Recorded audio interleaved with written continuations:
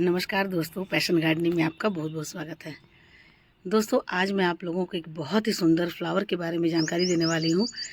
ये फ्लावर ऐसा है कि एक बार ये खिल जाता है तो पूरे 20 दिन तक लगातार ये ऐसे ही खिला रहता है। इसमें कई सारे कलर्स होते हैं और इनकी दो वैरायटी होती है, एक हाइब्रिड होती है और एक देसी होती है। आपको दिख रहा है मेरे पास इसके 4 प्लांट हैं। 4 प्लांट में तो 3 मेरे इस तरह से जो वैरायटी होते हैं देसी हैं और एक जो प्लांट है वो मेरे पास हाइब्रिड है। वैसे हाइब्रिड हो या देसी वैरायटी हो, दोनों में फूल ऐसे ही खिलते हैं जो लगातार 1 महीने तक 20 दिन तक लगातार खिलते ही रहते हैं। लेकिन आपको ये ध्यान रखना है कि ये जो वैरायटी होती है, ये जो जरबेरा होता है, ये परमानेंट फ्लावरिंग प्लांट है। परमानेंट फ्लावरिंग प्लांट है तो ये सालों भर खिलता है, लेकिन इसका जो मेनली खिलने का समय होता है वो अक्टूबर से लेकर के मई तक होता है। अभी मई का समय है, मई का महीना, और आप देख रहे हैं कि मेरे प्लांट पर कितनी अच्छी ब्लूमिंग हो रही है, देखिए। और उसके बाद नीचे में इनकी आप ग्रोथ भी देखिए कितनी अच्छी है। और उसके बाद नीचे से आपको दिख रहा होगा कि बहुत सारे इनके और भी जो फ्लावर स्टॉक हैं वो निकलते आ रहे हैं। तो ऐसे नीचे भी देखिए आपको दिख रहा होगा छोटे छोटे से निकल रहे हैं। तो इसी तरह से ये खिलते हैं, ऐसे ही ये खिलते रहते हैं। इनके छोटे छोटे से फ्लावर बर्ड निकलते रहते हैं और ये लंबे होकर के इस तरह से खिलते हैं और ये खिले रहते हैं। तो देखने में बहुत ही ज़्यादा खूबसूरत लगते हैं। आपको सारी प्लांट में दिखलाती हूँ। देखिए यहाँ भी इसमें जो है सो छोटे से बर्ड निकल रहे हैं। तो ऐसे ही ये निकलते हैं और इसमें भी देखिए ये खिल करके और ये सूख रहे हैं। तो ये जो सूखा हुआ फ्लावर है, इनमें जो बीज हैं, इनसे आप इनके दूसरे प्लांट प्रोपोगेट कर सकते हैं। तो प्लांट को प्रोपोगेट करने का ये एक तरीका होता है कि इनके सूखे हुए फ्लावर को आप रख सकते हैं और इस तरह से आप जब ये ले लेते हैं, आप यदि इसी में डाल देते हैं तो भी अच्छी बात है। और जैसे ही इनका मौसम आएगा प्रोपोगेशन का, तो ये अपने आप से प्लांट बन जाएंगे। इसे प्रोपोगेट करने का दूसरा एक तरीका होता है कि इसे जो बहुत सारे बेबी प्लांट निकलते हैं, सकर निकलते हैं, उससे भी आप इन्हें अलग अलग करके बना सकते हैं। आपको दिख रहा होगा कि यहाँ देखिए कितने सारे बन गए हैं। एक मैं लेकर के आई थी और इतने सारे यहाँ पर निकल गए हैं। तो इसको भी आप डिवाइड कर सकते हैं, रूट डिवीज़न से भी आप इसको अलग प्लांट बना सकते हैं।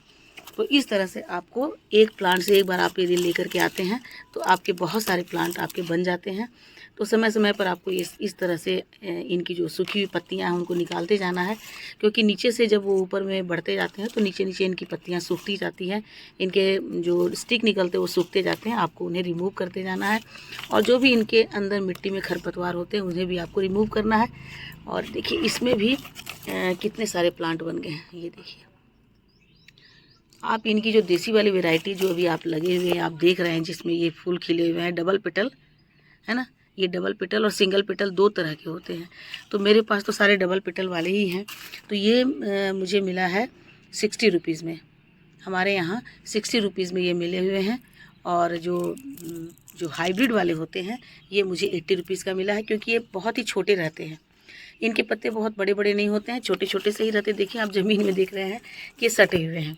तो छोटे छोटे में ही बहुत सारे ये खिल जाते हैं, बहुत सारे पत्ते होते हैं। तो ये इनकी कीमत थोड़ी सी ज़्यादा होती है। जैसे इनकी कीमत आप देख सकते हैं कि 80 रुपीज़ होती है। तो 80 रुपीज़ भी कोई बहुत बड़ी कीमत नहीं होती है। तो 60 और 80 रुपीज़ में आप इस प्लांट को ले आते हैं तो आप इस प्लांट से बहुत सारे प्लांट बना सकते हैं और सालों भर फूल ले सकते हैं। बस गर्मी के दिनों में आपको थोड़ा सा ध्यान रखना है कि इन्हें आपको सेमी शेड देना है, क्योंकि तेज़ धूप ये बर्दाश्त नहीं कर पाते हैं। इनके लिए जो एक टेम्परेचर होता है वो दिन का टेम्परेचर होता है 20 से 30, या बहुत बढ़ता है तो 35 तक हो सकता है। लेकिन जब 40 होने लगता है तो फिर ये धीरे धीरे सूखने लगते हैं। तो इनमें बहुत स्ट्रेस में आ जाते हैं। तो ऐसे में आपको इन्हें प्रोवाइड करना है ऐसा इन्वायरमेंट जहाँ पर इन्हें सेमी शेड मिले, या इन्हें टेम्परेचर मात्र 30 से 35 मिले।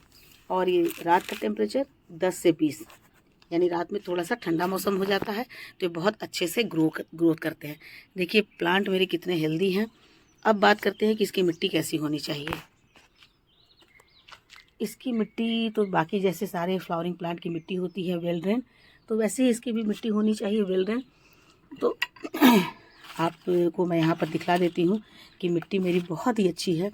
और इसके लिए पॉट भी मैं बतलाऊंगी कि इसकी पॉट कैसी होनी चाहिए। देखिए मिट्टी बिल्कुल चिकनी नहीं होनी चाहिए, हार्ड मिट्टी नहीं होनी चाहिए, बिल्कुल ऐसी मिट्टी होनी चाहिए जिसके भीतर मॉइस्चर थोड़ा सा बना रहे। क्योंकि यदि मॉइस्चर बिल्कुल सूख जाता है तो ये प्लांट स्ट्रेस में आ जाता है और फिर वैसे में इसमें फंगस भी लग जाता है और स्ट्रेस में आने के कारण ये पौधा सूखने लगता है।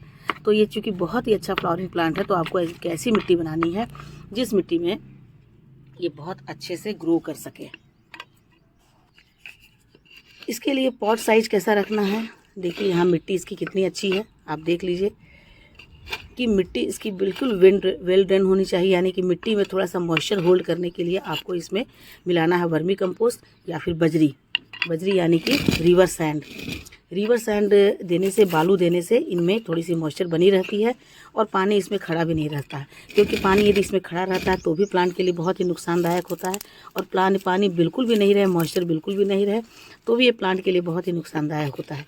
ये प्लांट जो है वैसे तो बहुत हार्डी प्लांट है, लेकिन एक तरह से इसे डेलिकेट भी कहेंगे, क्योंकि बहुत ज़्यादा न तो पानी को ये रेसिस्टेंट कर पाता है, बहुत ज़्यादा पानी होने से भी स्ट्रेस में आता है, और बहुत ज़्यादा धूप यदि मिलती है, गर्मी मिलती है, तो उसमें भी ये सर्वाइव नहीं कर पाता है और फिर इनकी पत्तियाँ सूखने लगती है, इनकी फ्लावरिंग जो है वो रुक जाती है। देखिए मिट्टी, ऐसी मिट्टी होनी चाहिए जो कि मुट्ठी नहीं बंधे।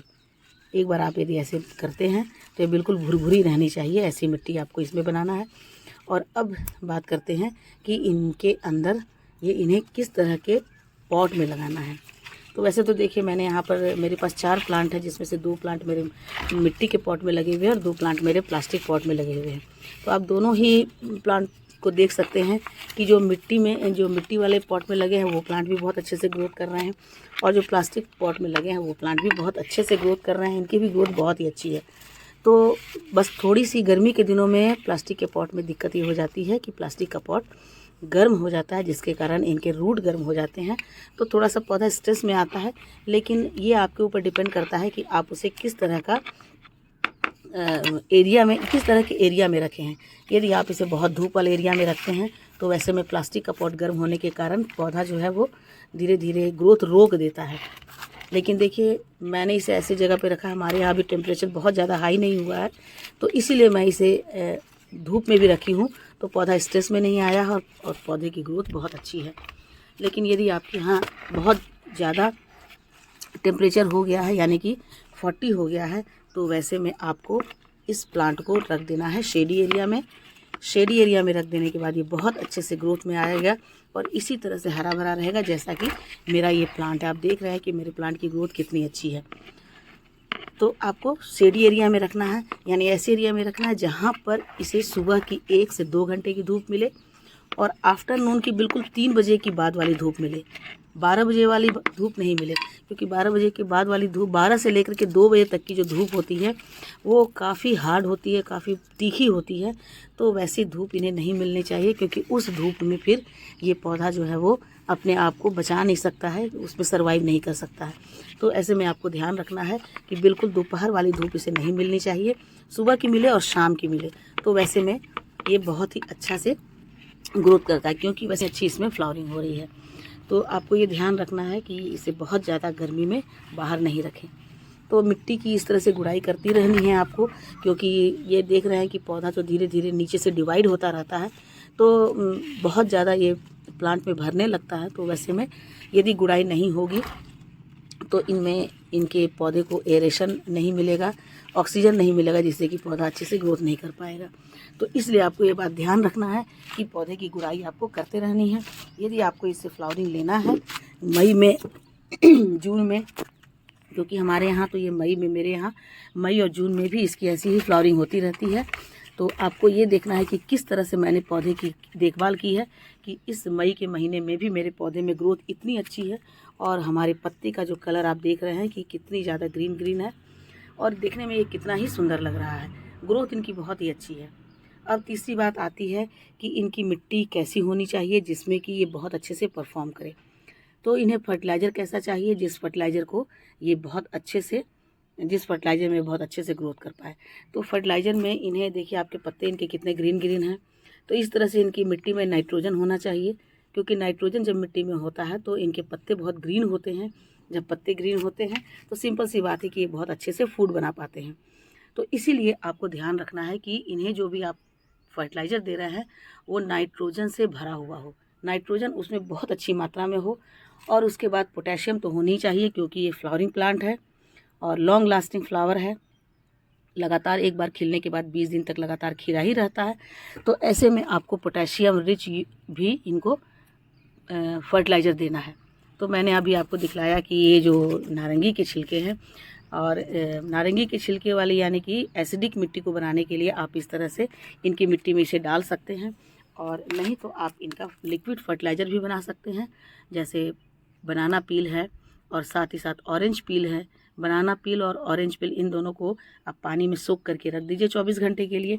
उसके बाद उनसे जो लिक्विड बनता है उस लिक्विड को आप इनको हर 15 दिन के इंटरवल पर डाल दीजिए, जिसके कारण इसकी मिट्टी बहुत ही पोटेशियम रिच हो जाएगी और साथ ही साथ इनकी मिट्टी एसिडिक हो जाएगी। तो उसके बाद आप इनमें जितना भी डालेंगे फर्टिलाइज़र, वो सारे फर्टिलाइज़र को अच्छे से एब्जर्व कर पाएगा, अच्छे से सोख पाएगा, और उसके बाद वो प्लांट बहुत अच्छे से ग्रोथ कर पाएगा। तो ये देखिए, ये प्लांट ऐसा है जिसके फ्लावर स्टिक बहुत ज़्यादा यूज़ में आते हैं।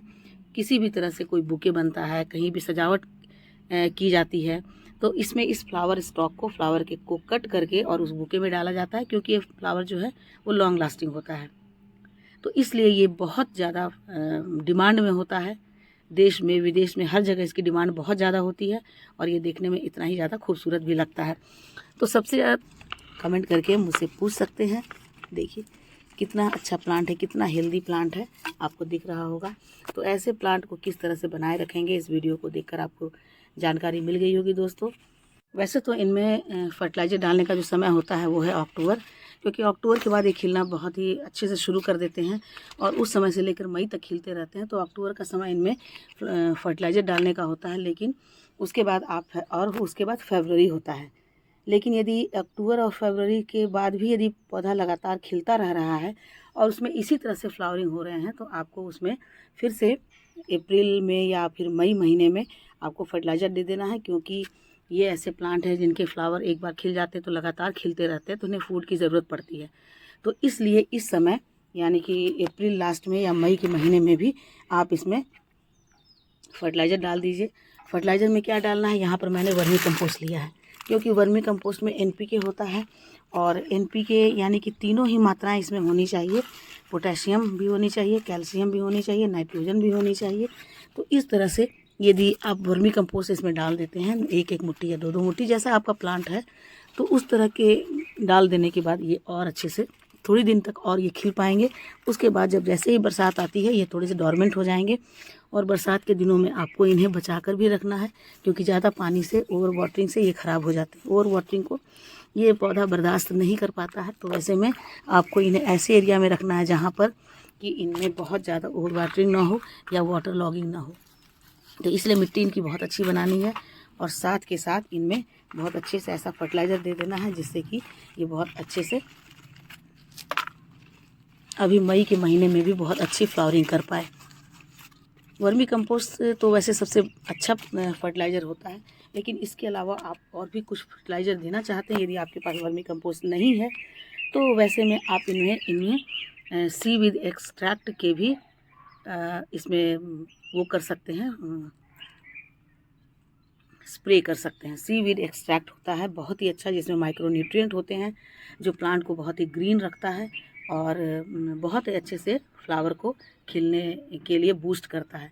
तो एक तरह से कह सकते हैं कि फ्लावर बूस्ट है या प्लांट बूस्टर वो कहलाता है। तो आप उसे भी इसमें डाल सकते हैं स्प्रे करके। यदि आपके प्लांट पर फ्लावर नहीं आ रहे हैं, तो प्लांट पर फ्लावर लाने के लिए आपको एक प्लांट बूस्टर या फ्लावर बूस्टर जो एक फर्टिलाइज़र होता है, उसको मैं आप लोगों को दिखलाती हूँ। उसे आप यदि फॉलिएज स्प्रे कर देते हैं तो उससे भी आपके फ्लावर बहुत अच्छे होंगे और बड़े बड़े होंगे। तो ये देखिए दोस्तों, ये है सीवीड एक्सट्रैक्ट। सीवीड एक्सट्रैक्ट में बहुत सारे माइक्रो न्यूट्रिएंट्स होते हैं जो प्लांट को बूस्ट करते हैं फ्लावरिंग के लिए या फिर फ्रूटिंग के लिए। तो बस इस तरह से 1 या 2 लीटर पानी आप ले लीजिए, और 2 लीटर पानी ले रहे हैं तो उसमें करीब करीब 2 चम्मच आप इस जो एक्सट्रैक्ट है इसको मिला लें, और मिलाने के बाद बहुत अच्छे से शेक कर दें। होता है तो साफ फंगिसाइड या कोई भी फंगिसाइड को आप इसमें डाल सकते हैं। यदि डाल देते हैं तो कोई फंगस का अटैक नहीं होता है। तो ठीक है दोस्तों, वीडियो अच्छी लगी हो तो लाइक शेयर कमेंट करें। मेरे चैनल पे नए हैं तो मुझे सब्सक्राइब भी कर लें। मिलती हूँ अगले वीडियो में एक नई जानकारी के साथ। तब तक मेरे साथ बने रहें और अपना ढेर सारा ख्याल रखें। Thank you.